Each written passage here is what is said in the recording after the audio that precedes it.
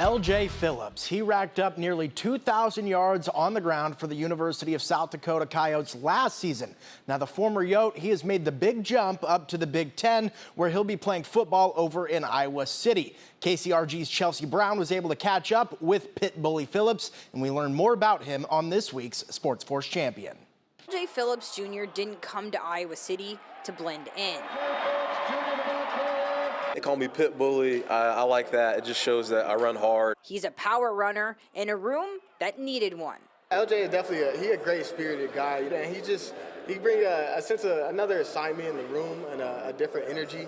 And we feed off of that. It doesn't hurt that his position coach Jay Norvell lets his players be themselves. It definitely boosts your confidence. It's hard to have confidence in yourself if your coach doesn't have confidence in you. So, just knowing that he has a lot of confidence in us and he trusts in our abilities to do the right thing, it definitely gives you a boost on the field. Phillips' path to Iowa City ran through a familiar name, his college roommate, Beckett DeJean, brother of former Hawkeye and Super Bowl champion Cooper DeJean.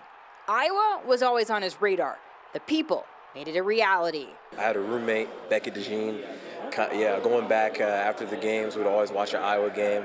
And I'm a Midwest guy, so I always knew of Iowa. But I think really what sold it was the people. The South Dakota transfer was the 2025 FCS leading rusher with over 1,900 yards. He also scored 19 touchdowns and became the fastest Yote in the program's Division I era to reach 1,000 yards in a season, hitting that in 8 games and 6 starts. I think I'll bring the juice. I think I want to set the tone. With my play style, I think I want to come in there and set the tone immediately and let it know it's going to be a long day. The Hawkeyes have had success bringing in FCS talent. Phillips was hard to stop in the FCS. Now he's about to find out if the Big Ten feels the same way.